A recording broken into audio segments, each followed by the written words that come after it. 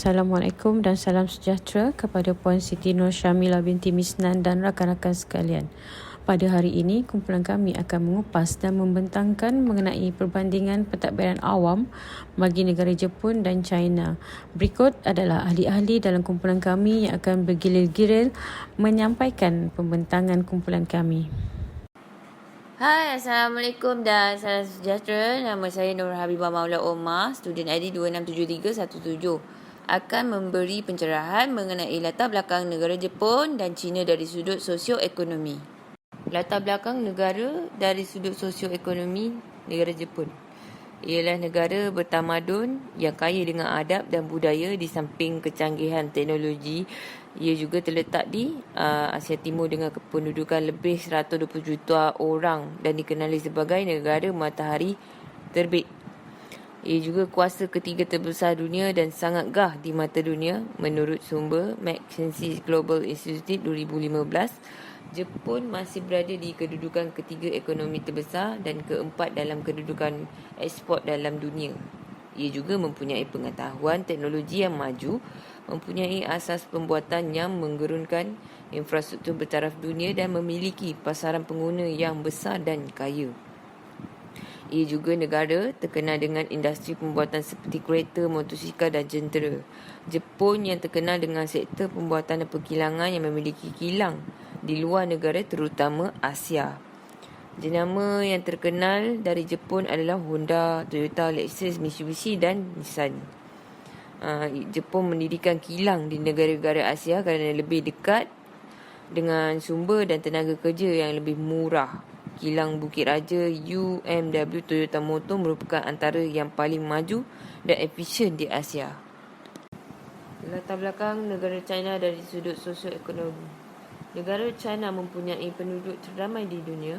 China telah memintas Amerika Syarikat sebagai kuasa ekonomi nombor 1 dunia menurut laporan tabung kewangan antarabangsa IMF yang bertajuk World Economic Outlook. Ia merupakan kuasa ekonomi terbesar berdasarkan GDP pada tahun 2021 sebanyak US 18 trilion dan merupakan negara ekspor terbesar dunia.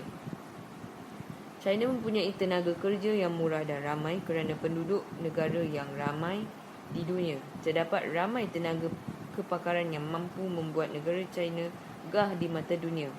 Ia mampu mengekspor barang dengan harga yang sangat murah dan berkualiti. China meneruskan dengan kecekapan teknologi dan beralih ke rantaian nilai global.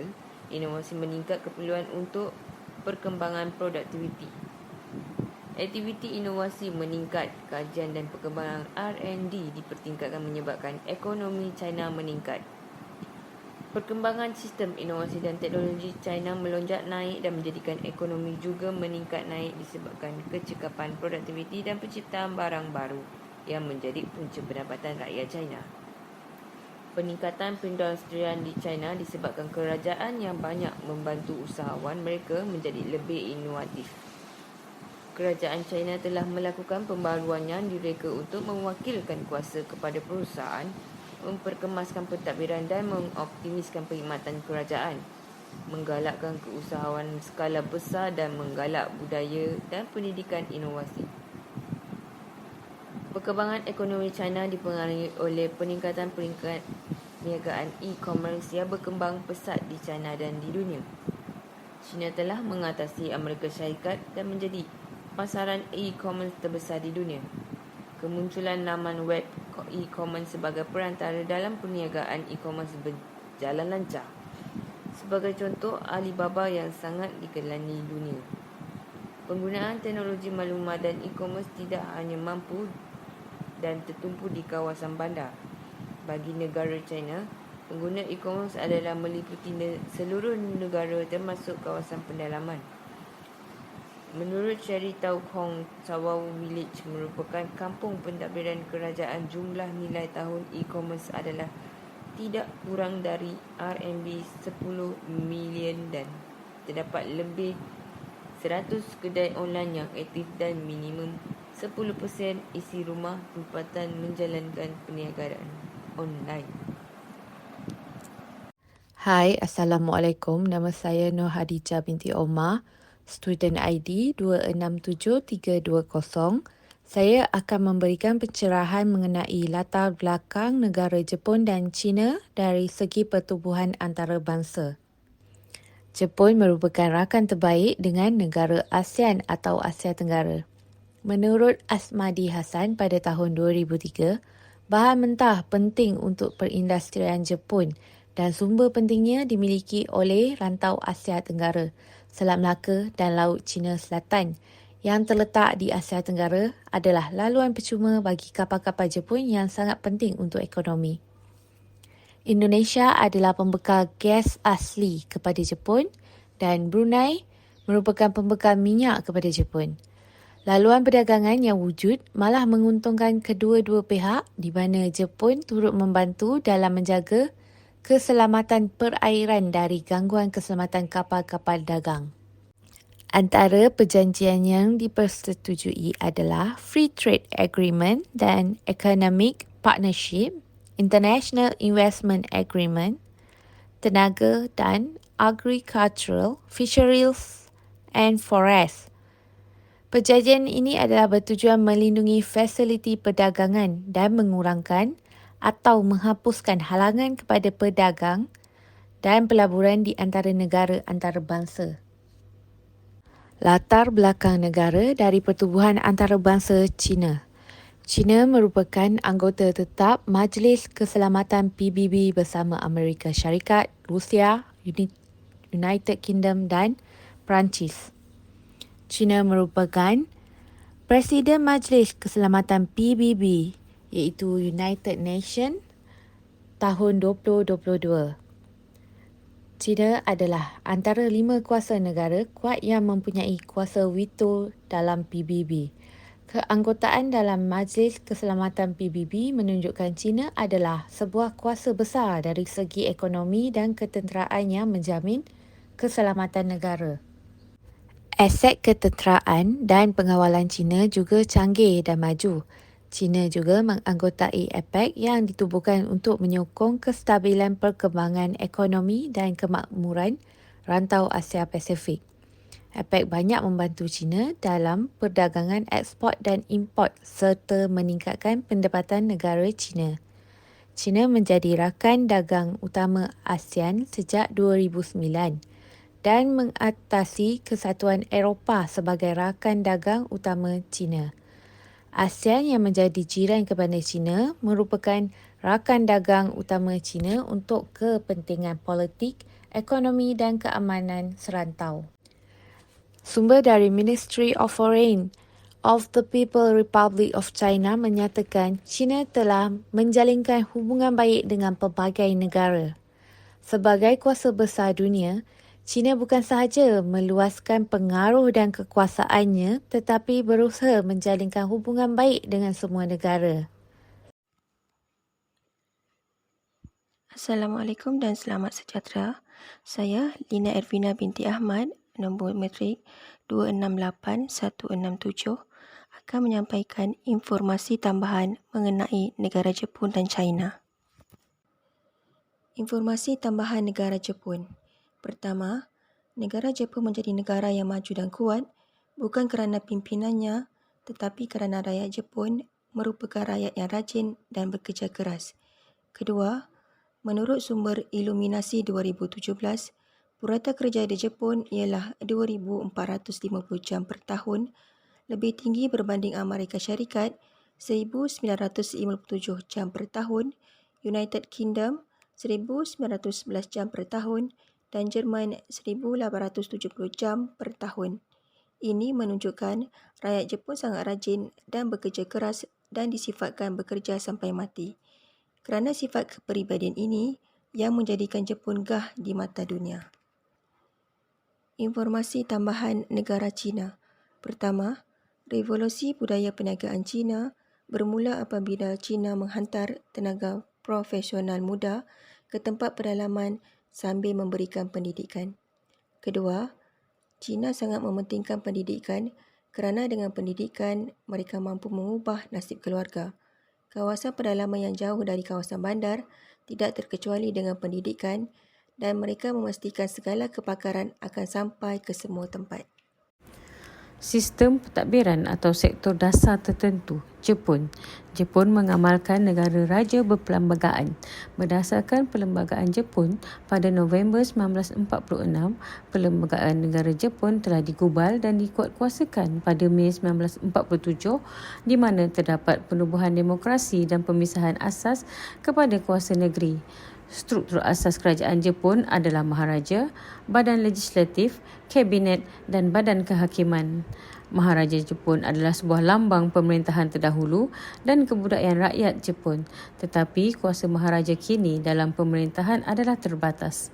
Dalam Perlembagaan Jepun Chapter 1 Artikel 1 menyatakan Maharaja adalah simbol kepada negara dan perpaduan rakyat yang memperoleh kedudukannya dari kehendak rakyat yang mempunyai kuasa daulat. Dalam Artikel 4 Perlembagaan Jepun menyatakan Maharaja hanya melaksanakan tindakan tertentu dalam kerajaan seperti yang diperuntukkan dalam perlembagaan dan tidak kuasa berkaitan dengan kerajaan. Bentuk pemerintahan negara Jepun terbahagi kepada 3 badan utama iaitu Badan Legislatif, Badan Eksekutif dan Badan Kehakiman. Badan Legislatif Kebangsaan dipinda oleh 2 badan iaitu Dewan Rakyat dan Rumah Ahli Majlis Dewan Negara iaitu badan tertinggi kuasa negeri dan badan penggubal undang-undang dalam negara. Artikel 65 dalam Perlembagaan Jepun menyatakan kuasa eksekutif hendaklah diberi hak kepada Kabinet dan Artikel 66 menyatakan Kabinet hendaklah terdiri dari Perdana Menteri sebagai ketua dan lain-lain menteri dalam negara sebagai yang diperuntukkan oleh undang-undang. Perdana Menteri memainkan peranan penting sebagai ketua dalam kerajaan. Menurut Artikel 76, seluruh kehakiman terletak di Mahkamah Agung dan juga di Mahkamah Rendah iaitu Mahkamah Tinggi, Mahkamah Daerah, Mahkamah Keluarga dan Mahkamah Ringkas. Menurut sumber Country Studies of the Library of Congress 2011, terdapat 3 jenis pilihan raya di Jepun. Yang pertama, pemilihan rumah wakil yang dijalankan 4 tahun sekali. Yang kedua adalah pilihan raya pemilihan rumah majlis yang dijalankan 3 tahun sekali untuk memilih 1/2 daripada bilangan ahli. Yang ketiga ialah pilihan raya tempatan setiap 4 tahun sekali. Pilihan raya adalah lambang sebuah negara yang mementingkan rakyat yang menjadikan hak rakyat untuk menentukan pilihan mereka. Hai, Assalamualaikum. Nama saya Azrin Hayati Abdul Wahid, student ID 267451, akan menjelaskan sistem pentadbiran atau sektor dasar tertentu bagi negara China. Sistem pentadbiran atau sektor dasar tertentu negara China. Perlembagaan adalah asas perundangan sesebuah negara. Bagi negara China, asas perundangan mereka adalah Perlembagaan Republik Rakyat China. Berdasarkan sumber dari Perlembagaan Republik Rakyat China Bab 1, Rakyat Republik China adalah negara sosialis di bawah rakyat diktator, demokrasi dipimpin oleh kelas pekerja dan diasaskan oleh Pakatan Pekerja dan Petani. Sistem sosialis merupakan sistem asas kepada rakyat Republik China. Segala gangguan terhadap sistem sosialis oleh organisasi atau individu adalah dilarang. Artikel 2 menyatakan kuasa dimiliki oleh rakyat. Kongres Rakyat Kebangsaan dan Kongres Rakyat Tempatan dari pelbagai peringkat adalah badan yang menjalankan kuasa negara. Rakyat juga mentadbir hal ehwal negara dan mengurus ekonomi, budaya dan urusan sosial menerusi pelbagai channel berdasarkan undang-undang. Artikel 3 juga menyatakan Badan Negara Republik China mengaplikasikan prinsip demokrasi berpusat.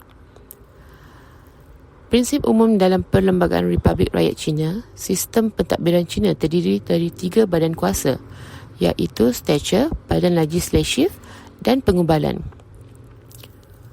Perlembagaan Republik Rakyat China merupakan struktur negara. Artikel 57 menyatakan berkait struktur Kongres Rakyat Kebangsaan dan Republik Rakyat China adalah badan tertinggi dalam kuasa negara. Artikel 58 pula menyatakan berkaitan kuasa legislatif. Kongres Rakyat Kebangsaan dan jawatan kuasanya tetap melaksanakan kuasa legislatif negara. Artikel 59 menyatakan berkaitan penggubalan. Kongres Rakyat Kebangsaan digubal oleh timbalan yang dipilih daripada wilayah autonomi, majlis pembandaran di bawah kerajaan pusat dan wilayah pentadbiran khas dan timbalan dipilih dari pasukan keselamatan. Kongres Rakyat Kebangsaan dan ahli jawatan kuasa tetap menjalankan kuasa negara dan menggubal undang-undang. NPC menggubal dan meminda undang-undang asas berhubung dengan kesalahan jenayah, urusan sivil, badan negeri dan lain-lain. Bagi ahli kuasa tetap menggubal dan meminda semua undang-undang kecuali undang-undang asas yang digubal oleh NPC. Pada peringkat dalam sistem perundangan Cina, pengisytiharan undang-undang di peringkat berbeza dan tidak mempunyai kesan yang sama. Setelah penubuhan Republik Rakyat Cina, Cina merubah kepada masyarakat demokrasi kepada masyarakat sosialis. Transformasi sosialis adalah pemilikan persendirian terhadap cara pengeluaran diselesaikan, sistem eksploitasi terhadap orang yang dimasukkan dan sistem sosialis. Kesimpulan, diharap rakan-rakan sekalian telah pun mendapat pencerahan mengenai perbandingan pentadbiran awam bagi negara Jepun dan China yang telah kami kongsikan sebentar tadi.